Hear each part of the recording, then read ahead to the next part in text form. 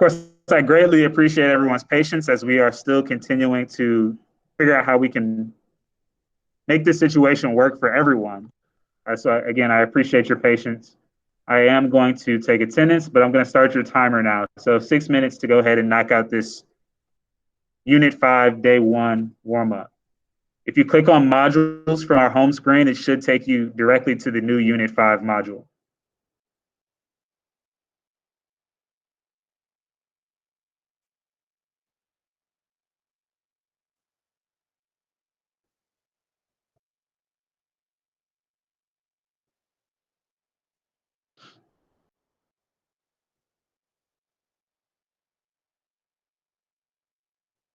Uh-oh.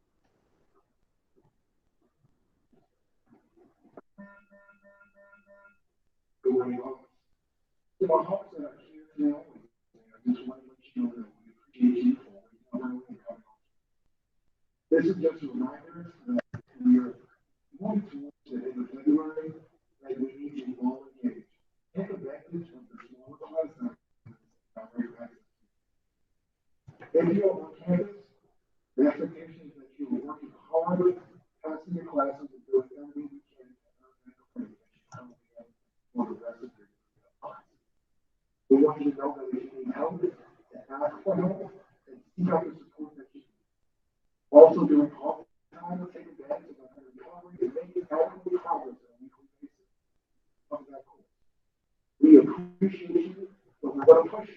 We're going to actually keep you working and be present at all times. So we thank you in advance. As always, and all right. Thank you.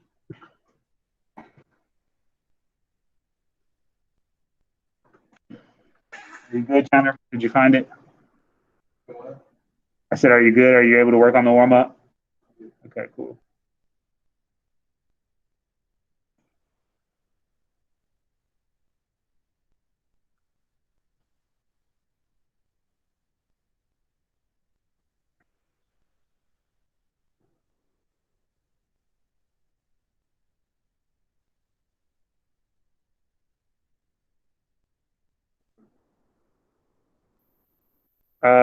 You can go. Did you finish your warm up?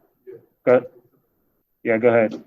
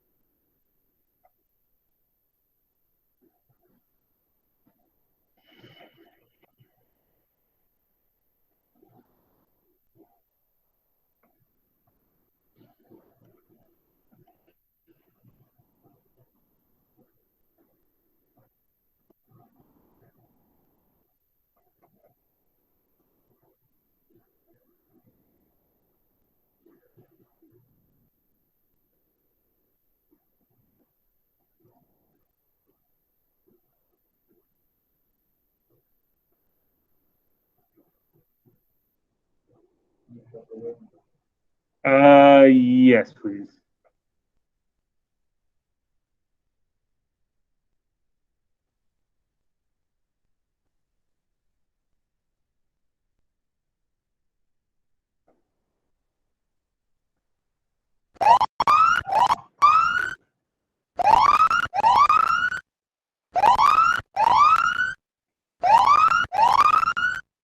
All right.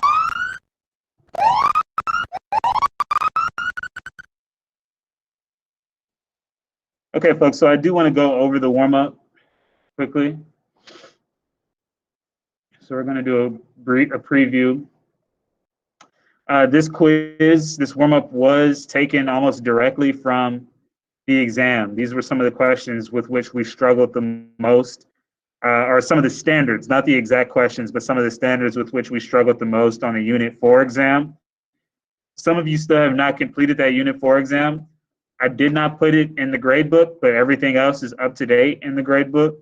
We'll talk more about that. But these two standards are about the cell cycle and unicellular adaptations.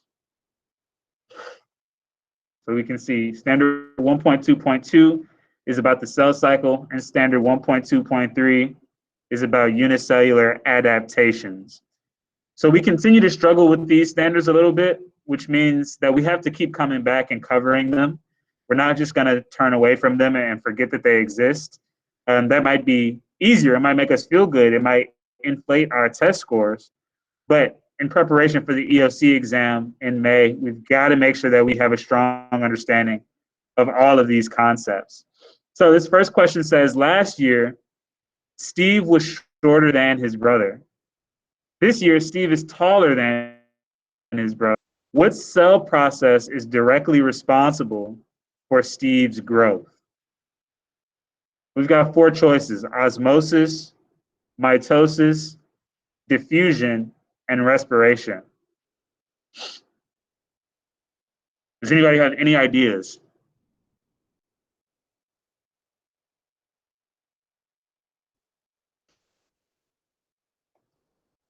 What's the answer here?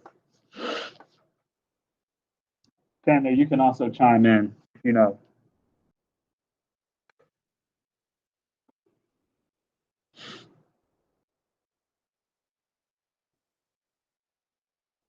You wanted to answer the question? Yes, please. Mitosis. Good. And can you say a little bit about mitosis, Brianna? What is mitosis?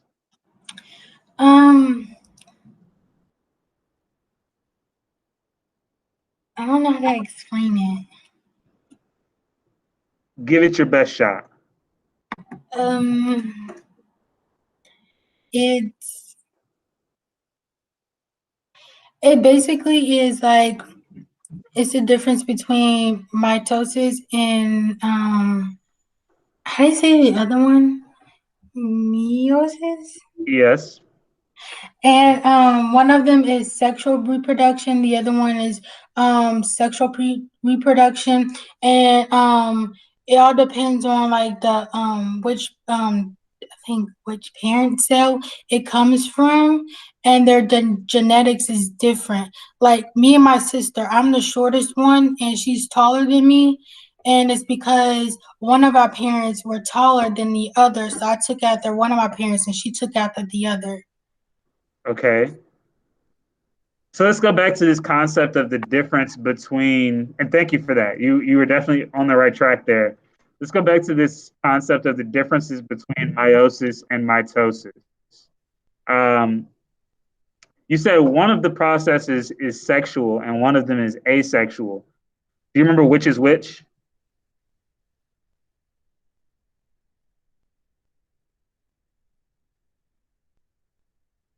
Yes. Which one is sexual? Meiosis, I think that's how you say Good. it. Yeah. You can say meiosis, or I always say meiosis, but it's a matter of preference. And so because meiosis is a type of, it's used for sexual reproduction, which two cells does meiosis produce?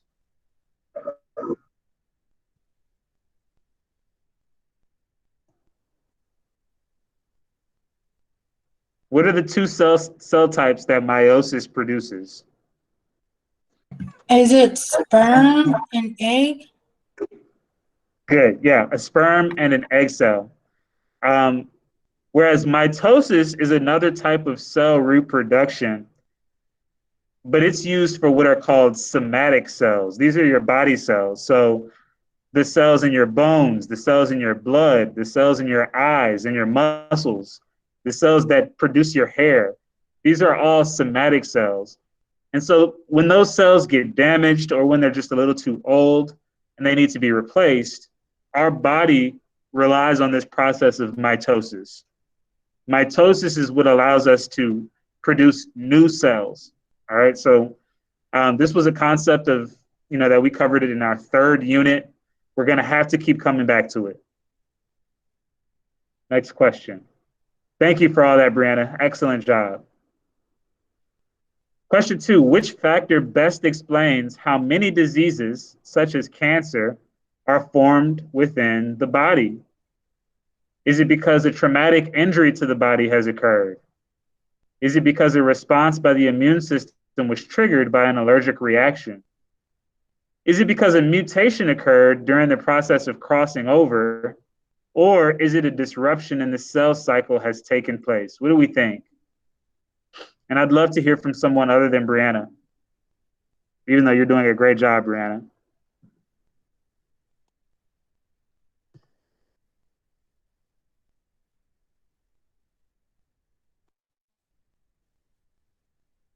Can I get some help from somebody else? What do we think the answer is here? I'm taking more time in the warm-up today because we really don't have much of a and exit ticket. I mean, we don't have much of an asynchronous assignment. I've got several people who are in other classes. Why is this happening right now? Oh, this is the wrong class. Come on, folks. What do we think the answer is here? Ruby said something in the chat. Rudy did? Okay, thank you. Disruption in the cell cycle. Good, Rudy. Rudy, are you able to say more about that? What makes you answer disruption in the cell cycle?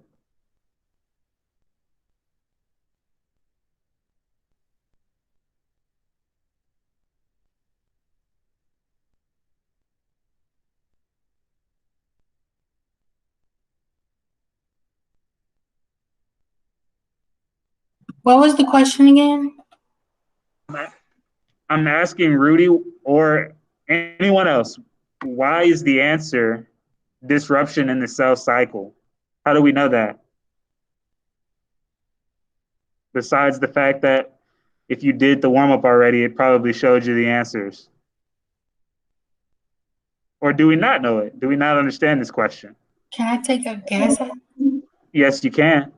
Okay, I think the reason why it's this is because sometimes you can have too many cells or you can have not enough cells, which causes like cancer and all those different type of diseases. Okay, you're on the right track. And I would actually kind of flip what you said, because you said that not having not enough cells causes cancer. But cancer is really the result of having too many cells. And those cells are growing way too fast. They're growing out of control. So when we think about cancer, we've got to think about tumors. Tumors are the results of too many cells. If you've got a tumor in your liver, for example, the cells that are in your liver are growing too fast. They're reproducing too fast. They're going through this process of mitosis too fast.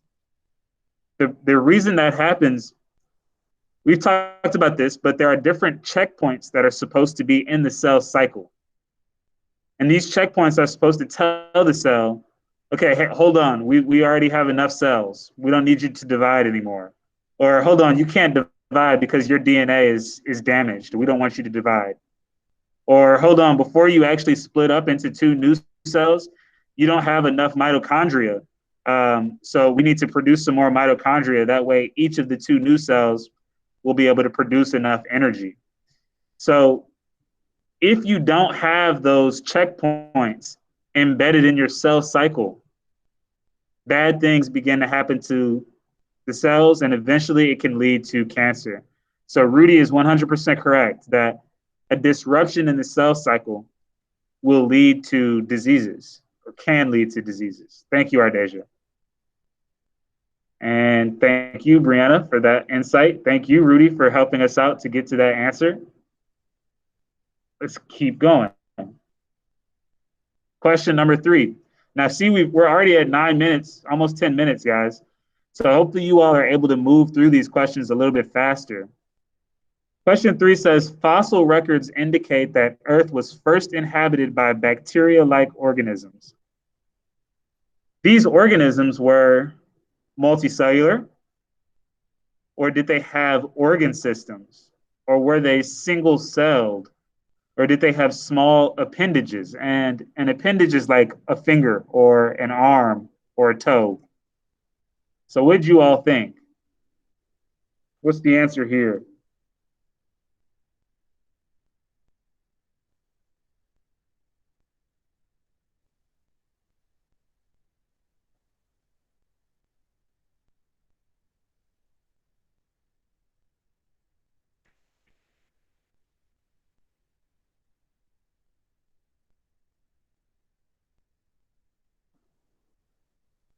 What is our answer here?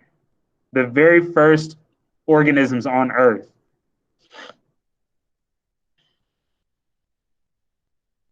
Now, guys, what I also want you to notice is that when you're doing these warm-ups and exit tickets, if you get the question wrong, there is typically an explanation. So don't just be happy just getting the question wrong. If you get it wrong, then you should read that explanation so that you can learn from it.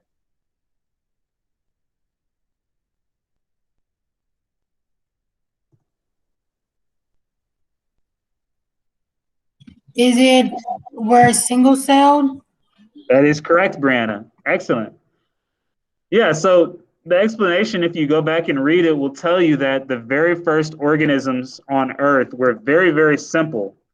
And we call those organisms now prokaryotes. These are prokaryotic organisms. I just sent that to the chat for those of you who are unsure how to spell prokaryotes.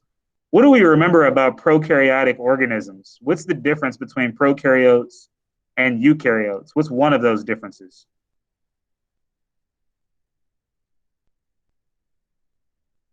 Eukaryotic has a mitochondria, and then prokaryotic it has bacteria. Okay, so let me say it like this. I'm going to send it to the chat. Good job, Brianna. Eukaryotic organisms have membrane-bound organelles like mitochondria and chloroplasts and vacuoles. Eukaryotic organisms, what's probably the most important organelle that controls all the other cell activities? What's that organelle called?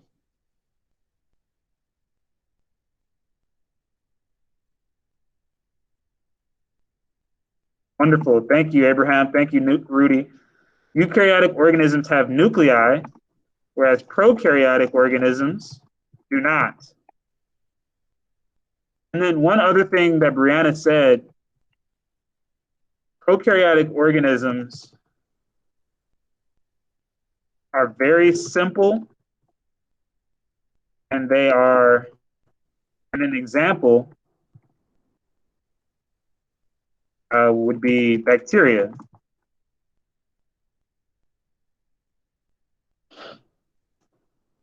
So we want to be clear on these differences, folks. This is in some ways related to that unicellular adaptations question, because unicellular literally means single-celled. So if you kind of realize that we were talking about this standard 1.2.3, and you saw that 1.2.3 is about unicellular adaptations, you should have also seen that this answer refers directly to that, single-celled organisms. Good job. All right, one more question. I'd like to get somebody else off of mute to help us here. Brianna has been carrying the team today, but I appreciate the contributions to the chat as well. Last question. How do cilia help a paramecium survive in a freshwater environment? Cilia help the paramecium remove excess water from the cell to maintain homeostasis. Cilia allow the paramecium to absorb gases through its plasma membrane. Cilia allow the paramecium to sense sunlight and move toward the sunlight to find food. Or cilia help the paramecium move so it can locate food. What are we talking about here?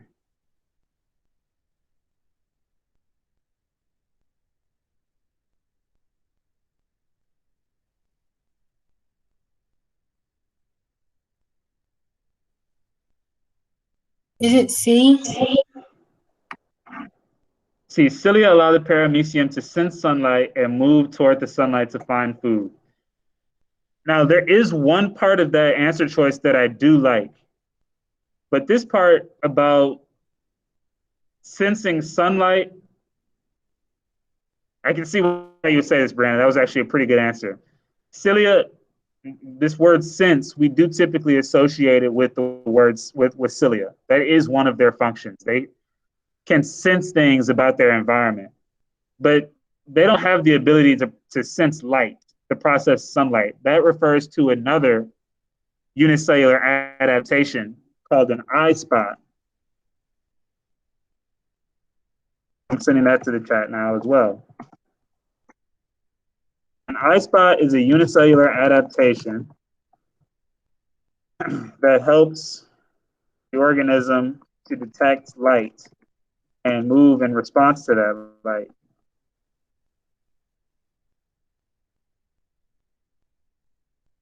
So C is not the answer here, but that was the second best choice, I'd say. What else do we think? What else could be the answer? D. What was that, Brianna? You're breaking up a little bit. D. D, good. D is the answer. Cilia help the paramecium move so it can locate food. That's the role of the cilia. And I'm going to pull up a picture really quickly here.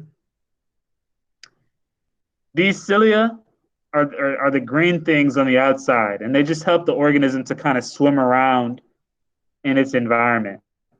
There's another unicellular adaptation called flagella, which also help the organism to move. But flagella are a lot longer. They're like long tails, whereas cilia are just like hair-like projections on the outside of the organism. Okay, so the primary role of cilia is movement, but they also, as I said before, can have some role in sensing their environment. Okay, so good job, folks. Good job, Brianna. I wanted to go over today's warm-up a little bit more slowly, just so, or just because we don't have really an asynchronous assignment today. So thank you, I appreciate that. How much time do we have left? This goes until 9:49, we've got 40 minutes. Okay.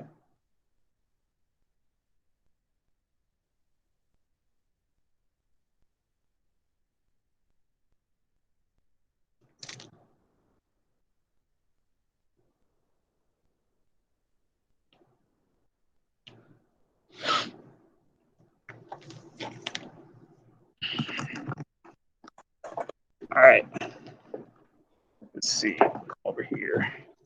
So I can actually talk to Chandler as we get started. So that I can show the board. All right, cool. Chandler, you need a notebook? What have you been doing this whole time? How have you been taking notes all year? I do not do it all. I'm not gonna lie to you, sometimes I just don't take notes. I'm not gonna lie to you, sometimes I just don't take them.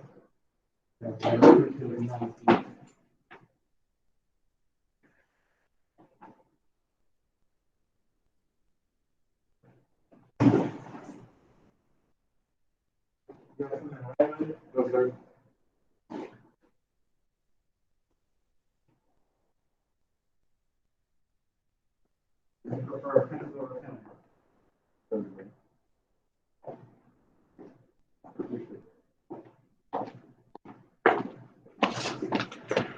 All right, folks, so today we're going to go over DNA structure and function. That's the title of today's lesson. It is largely review from our previous discussions about DNA, but this is going to tie directly into what we talk about for the rest of this fifth unit. This fifth unit, in my opinion, is the most important unit in the class. It's all about protein synthesis, how cells make proteins. And if you remember correctly, from what I said in the past, most cells' primary job is just to make proteins. Our bodies are filled with thousands of different types of proteins. So it's the primary job of most cells to just all day produce proteins. Today, we're going to talk about the beginning steps of this process. And it starts with DNA. It starts with DNA. So today's objective is to analyze the structure and function of DNA and better understand how it is synthesized. The essential question is, how is the structure of DNA related to its function? Today is February 24th, 2021, and it's the first day of our most important unit. This unit is going to take us until next Thursday, and then I think at that point we'll be at the midterm. So we're wrapping up this third quarter. We're heading into the last 25% of the school year, believe it or not. Seems like it's gone by really quickly. But we'll talk more about that in on the next slide. Before we do that, I kind of want to, now that I have the benefit of this whiteboard, I want you guys to help me out.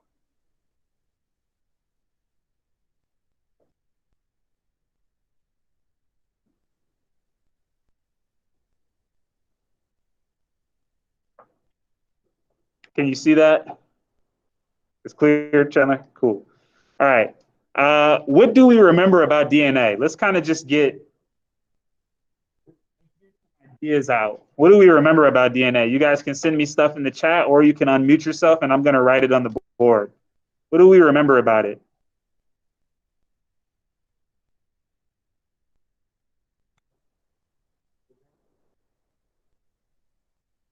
Okay, cool. So Chandler said it has something to do with our cells.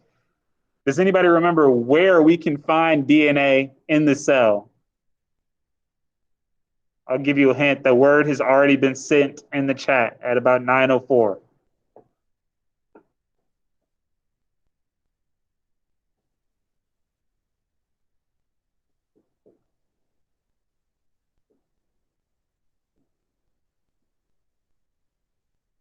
Thank you, Rudy.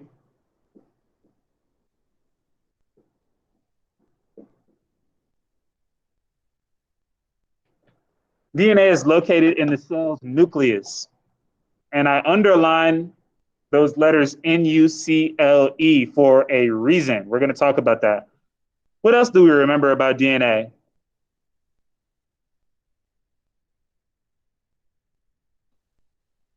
Hopefully we have some folks who can flip back to their notes from Unit 1 and even Unit 2 when we were talking more about DNA.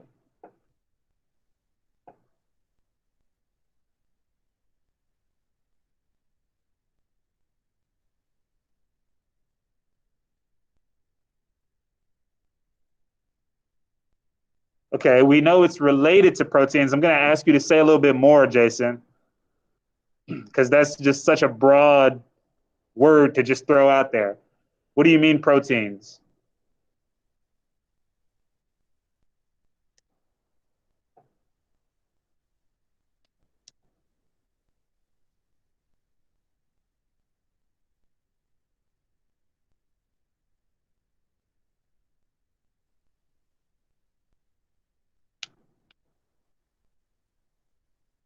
Not quite. You are confusing a couple things. So I'm going to fill in here if that's okay.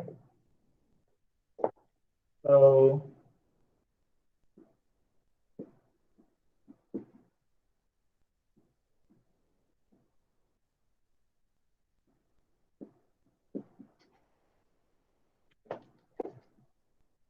I know it's probably getting a little difficult to see.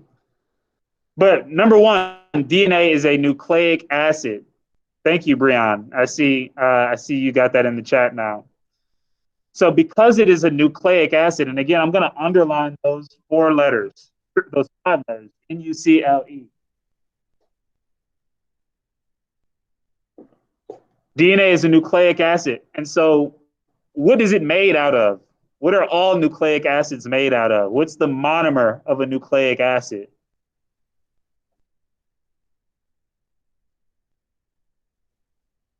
What is the monomer of a nucleic acid?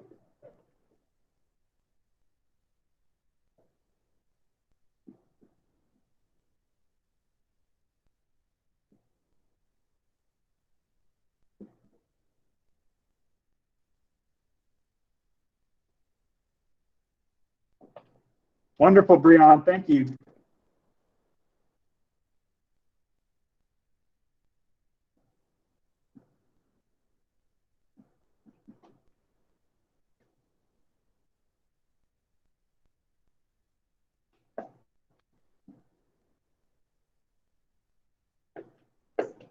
So because DNA is a nucleic acid, it is made out of monomers called nucleotides.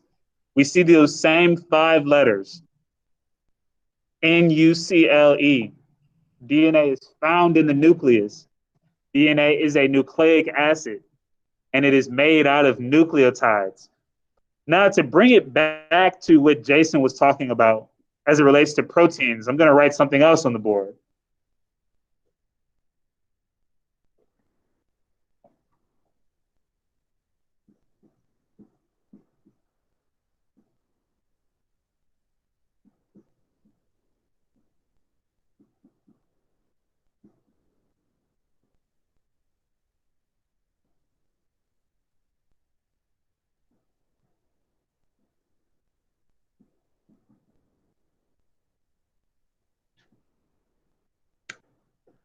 So I'm going to angle it a little bit more this way so you all can see that. Is that visible? Can you see this on your computer? The green part? Okay. Maybe I should write in black. But it says that DNA holds the instructions to make proteins. DNA is not made out of proteins, but it has the instructions to make proteins. So we just want to keep that in mind.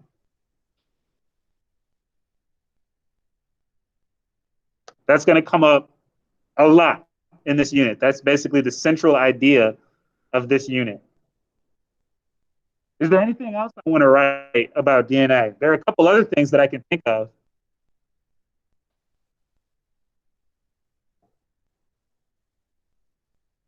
You guys have anything else that you think I should get down on the board?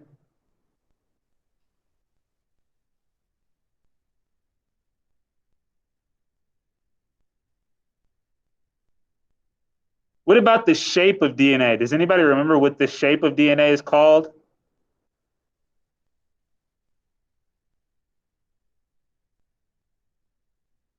Was it like a double strand? Good, thank you, Kathy. Specifically, Rudy bumped it in and threw it in there. It's called a double helix, but it's made out of two strands. That's why we use the word double. So good job. Thank you both.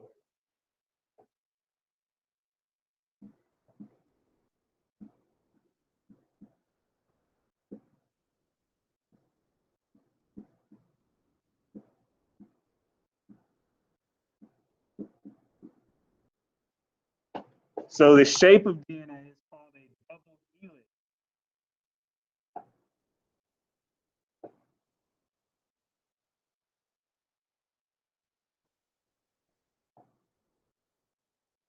And I can even give you those of you who are writing and taking notes, like my man Chandler back there, it looks something like this.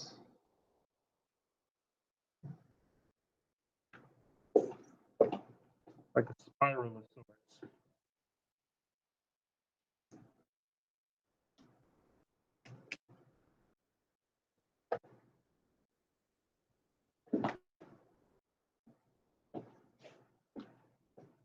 And then there are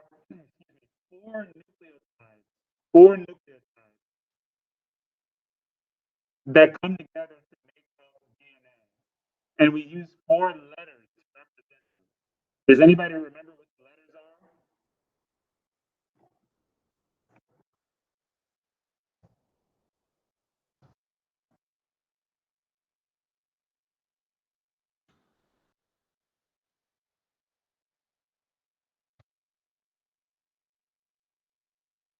Yes. So there are four nucleotides that come together to make up DNA. Four monomers, essentially. We use letters to represent each one of them. Just one letter. Does anybody remember any of the letters? You keep breaking in and out. Okay. Maybe it's because, is this better? Yes.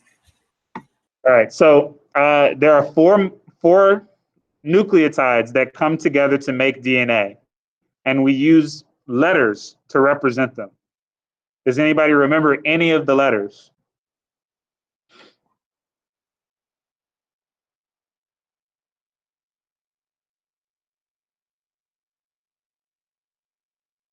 No, I don't remember. Okay, thank you. I just sent it to the chat. We've got A for adenine, T for thymine, C for cytosine, and G for guanine. Those are the four nucleotides that make up DNA. I'm going to write that on the board as well.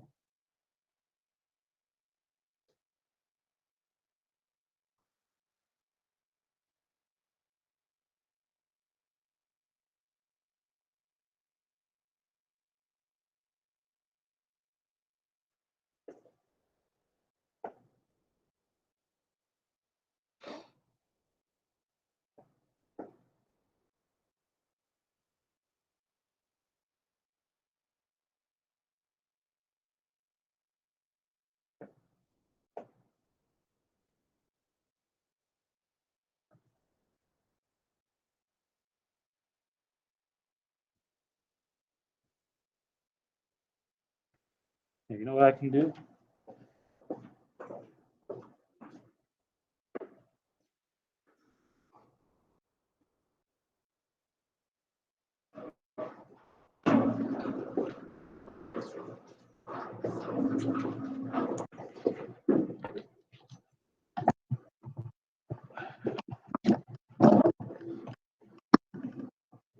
That's probably even better.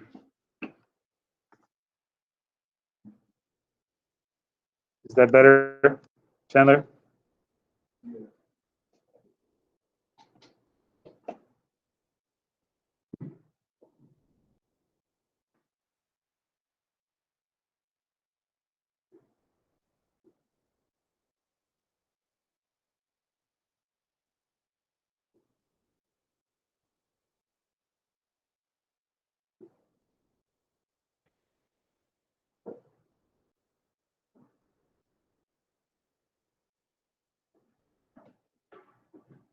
So we're going to get this information in the coming slides. So I apologize that I'm blocking the whiteboard right now, but we're going to see it on the coming slides. So it's okay. But a reminder, we've got about 25 minutes left in class.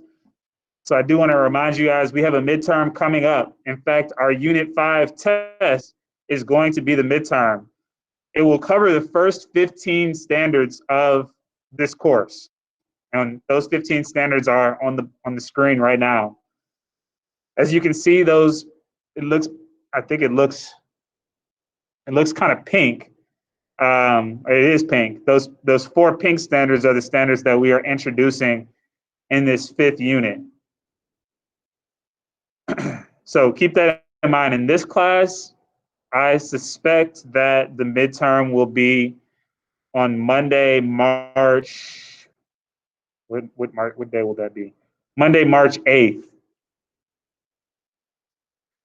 They have not yet released the exact calendar, but if my math is correct, it'll be on Monday, March 8th for second block. And again, that's going to be your Unit 5 exam, but all of our exams are cumulative anyway. So it's going to cover all of the standards from this course so far. We're not going to do this question right now. We've already done this a little bit. I guess I should have pulled this up earlier. Okay, so here's where we want to start taking notes. Say, here's where we want to start taking notes. Can you see your screen? Can you see the screen? Okay, cool. So DNA stands for deoxyribonucleic acid. That's a really long word. Deoxyribonucleic acid. Of course, it is a nucleic acid, as we've already discussed. And who told us? As Breon told us, the monomers of a nucleic acid are called nucleotides. Oops. Kathy and Rudy kind of teamed up to remind us that the structure of DNA, aka the shape of DNA, is called a double helix.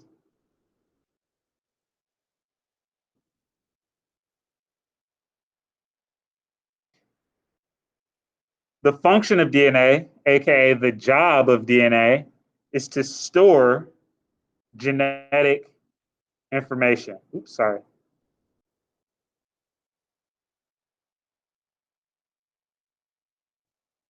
And then we cannot forget what's down there at the bottom of your screen, highlighted in yellow. All living things have DNA. All living things.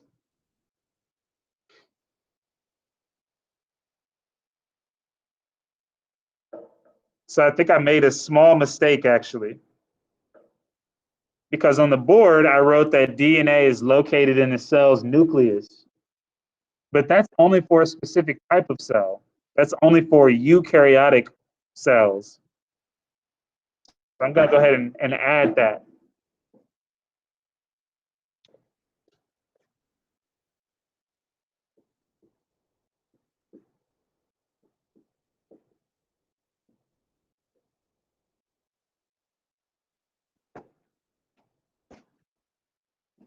Prokaryotic cells do not have nuclei.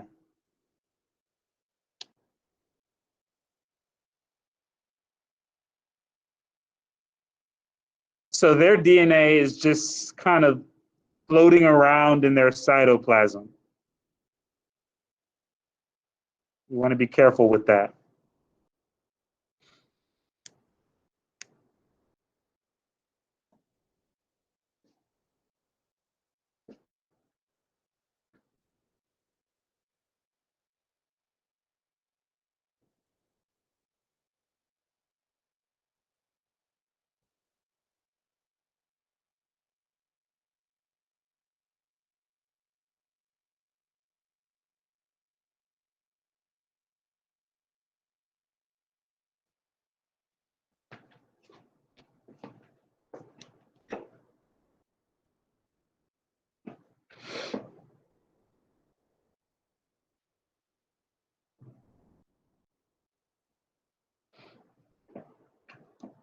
Chandler, I'm going to use you as my marker to tell me when to go.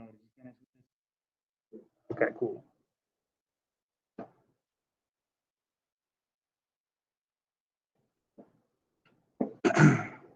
So we can see the structure of DNA here. We can see how the nucleotides are linked together. You don't necessarily need to write this down. In the AP class, we talk a lot more about it. What you should, however, write down is that that the nucleotides are linked. I'm sending this to the chat. By hydrogen bonds. Linked, yes, the nucleotides are linked by hydrogen bonds.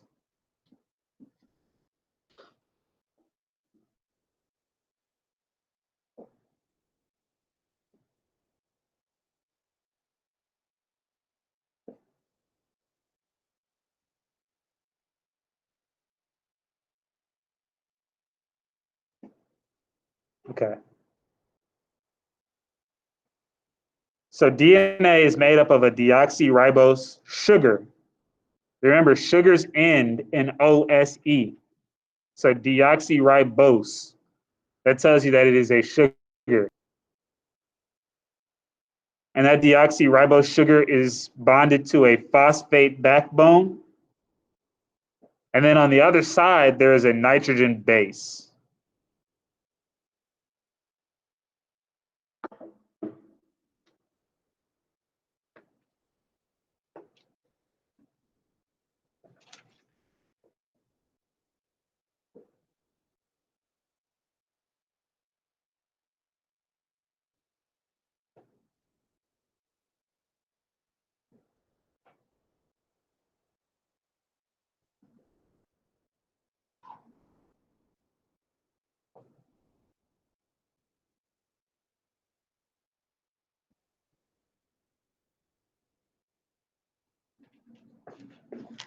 I'm going to wheel my contraption over. I'm going to angle it down so you guys can see how I've drawn this nucleotide.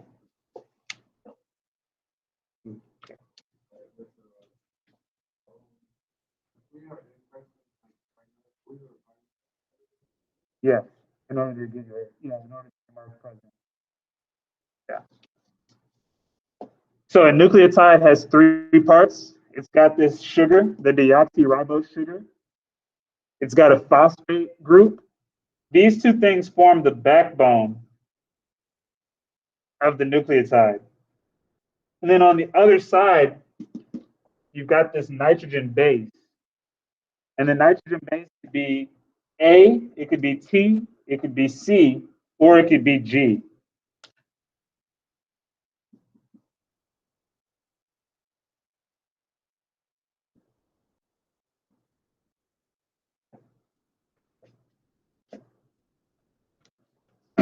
So please make sure, guys, that you're working on Google Docs, but I really prefer the handwritten notes. It goes a long way to reproduce what you're saying.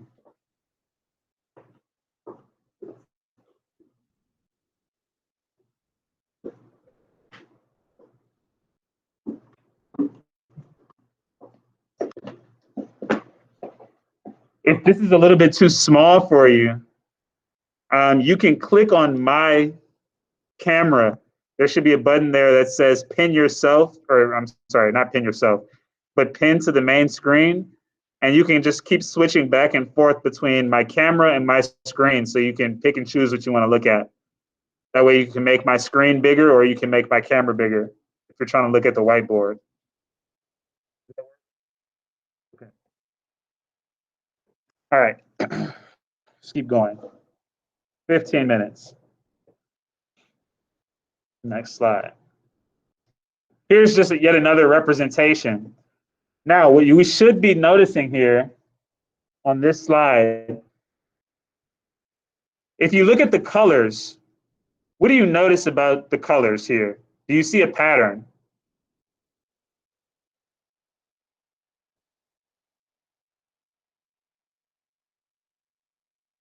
Does anybody notice a pattern with the colors? Where are my my sleuths, my detectives? What pattern do you notice here? The green one keeps switching sides, like left and right. Yeah, and that's what Chandler, thank you, Abraham. And that's what Chandler just said too. We can notice that the green color is kind of switching sides. What else do we notice about that green color? What color is it always paired with?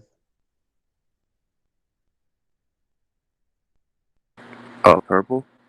Good, thank you, Abraham. Green is always paired with purple. Look closely. So the colors really don't matter, I'll tell you that. You know, whoever made this picture just kind of randomly assigned colors, I'm sure. What we want to focus on are those two bases, the two nitrogen bases, adenine and thymine. Adenine is always going to be paired with thymine. And then the other colors we should notice as well, that pink color is always paired with the blue, if you look closely. So cytosine, the C, is always paired with guanine. I tried to put that here for you guys. Is it visible? Adenine is always paired with thymine. Cytosine is always paired with guanine. ATCG.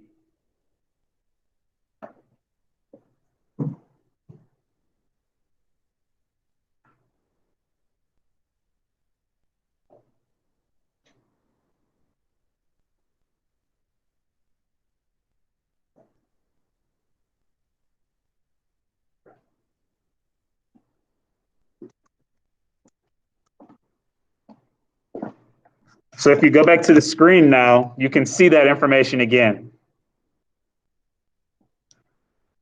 Nitrogen bases are held together by weak hydrogen bonds. That's what I sent in the chat. And this helps to stabilize the molecule. So essentially it becomes like if I had a ladder and I just twisted that ladder, that's what DNA is. And it's held together in the middle by these hydrogen bonds. The bases that actually get held together are what we call complementary. And that's a fancy way of saying they get paired up. A will always be paired to T. T will always be paired to A. G will always be paired with C. C will always be paired with G. Now I'm saying always, but I want you all to take that with a grain of salt. Because as we move forward in this unit, we're going to complicate things a little bit more. Because there are such things as mutations. We know that mutations exist.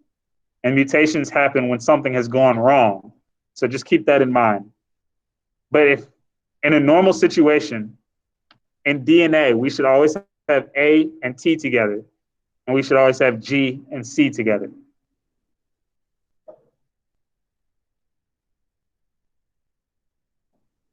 Good?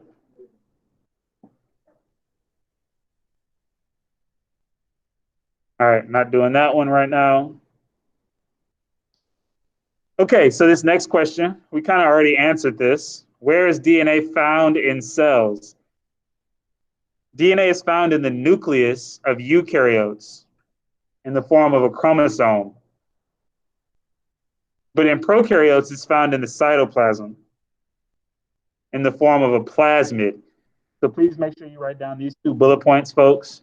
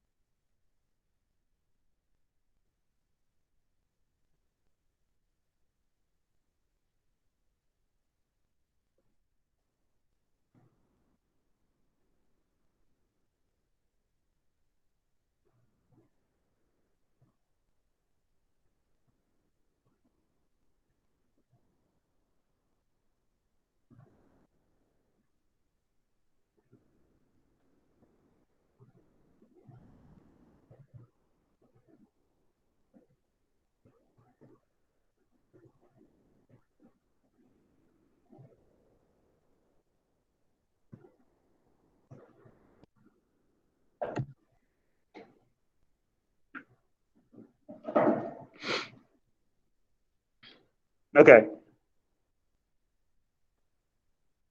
So one more important thing, the order of the nitrogen bases creates different proteins. And those different proteins are what give us our different traits. So it's the order, AKA the sequence, that matters. Let me demonstrate this in another way. Come over here. See if you guys can see this. Yeah. If I have A, P, A, C, G, that's a different thing.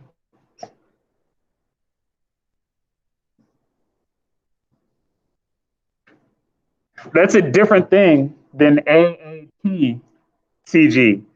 If I simply switch these two around, I create something different. Does that make sense, Chandler? Cool. So it's the order that matters. It's the sequence that matters. We've got to be careful about that. And we can see in this cool image here how similar we are to other organisms. Human beings are 98% genetically similar to chimpanzees, 92% genetically similar to mice. The reason for this is that most animals share many qualities. We all need a central nervous system. We all need a circulatory system. We all need a digestive system. So the genes that code for these very simple features of life, of animal life, are common throughout the animal kingdom. So just keep that in mind, folks.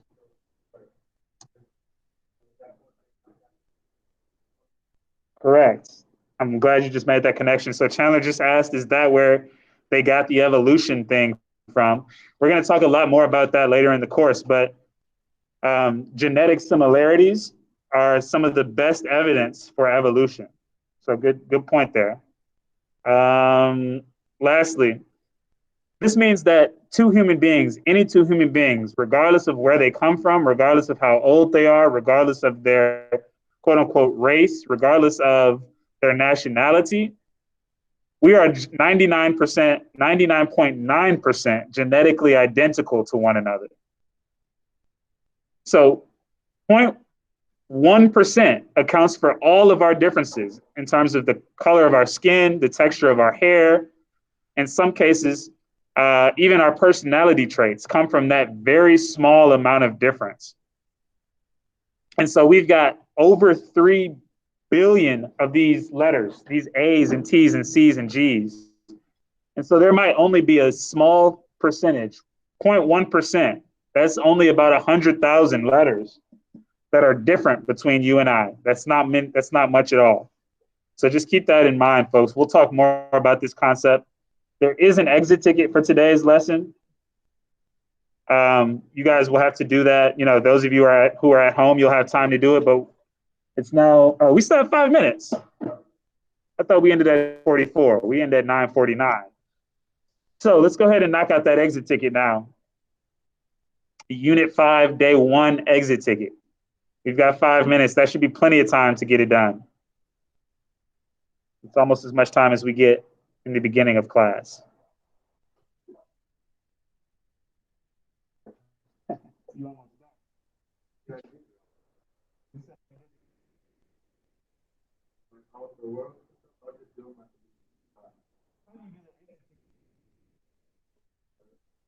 The exit, you need to actually learn the material.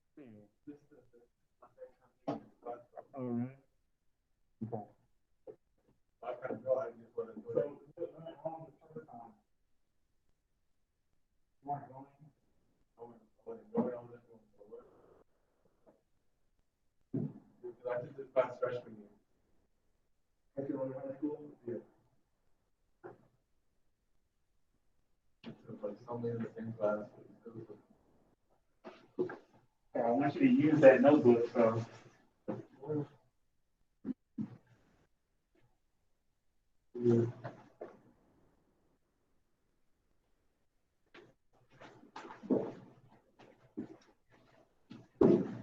when I got hit with some real life stuff from my dad the other day, I was like, yeah, you know, I gotta get my stuff together. Oh, yeah. He let me up because I'm moving in with him. I moved out my mom's house so I can get a better education. When we went down there, they wasn't treating me right. Like they kept like sending me for no reason. So I came up here and it was like, I was like, you can't be doing stuff you were doing after that school. You can't be getting caught doing dumb stuff. You have to come up here and actually get your work done. He said, like, get yourself a job so you can have some responsibility. Buy a car and do whatever you need to do to be more responsible about life. So they're just trying to hit you differently. Once I saw it first $1,000 in my bank, I was like, yes, sir. Where are you working? Fine. Fine. It was like I live in my house, so there's like a food line that's not like right like in my neighborhood. Okay. I just work at my summer. Okay. Cool. Well, yeah, I did see that you submitted a lot of the missing assignments, but I think with some of them, it looks like you didn't fully understand it. So you submitted it, but I think you could do a little bit better. Yeah. Did you see that I kind of went back and redid some of them? When did you do that? I did some yesterday and some the other day. Okay. Well, Like some of them. I think I put the grades in probably at about noon yesterday. So if you did anything after that, I haven't seen it yet. Yeah, I probably stopped going to school about 1:30. Okay, so there might be something new, but you're starting to know you. What am I trying to say? Now that you're in person, Yeah. you and I will be able to spend some more time actually going over things that you don't understand. Because for me, it's not just a matter of getting the work submitted. I want you to do well on it too. That's why I did like virtual because I couldn't get help. Yes, okay. Well, I understand that. So we'll be able to use this time now. I'm like, you know who Mr. Martin is, right? Mr. Martin? Yeah. Yeah. He looked me up yesterday. I walked in his stuff like this. He's like, that can't be happening. So I walked in, I was like, Dad, you know my teacher let me up here yesterday. He's like, for what? That's actually wearing my mind like this. And I'm like, there's like one thing I don't like about the security guys be like following me. It's true. Well, we've had incidents, so I think it's. So like, you know when we came back for testing, like I take my bag wherever I go, so I took my bag to the back, and the security was like, I'm gonna be watching you. I was like, bro, what's he telling me? It's because he knew my sister, and he knew my sister was a smoker. So he automatically just think I did. Yeah, like, I don't remember anybody like that. Here, I actually here. Let me pull a picture of it. I think a weird picture of her was me and those the first workshop.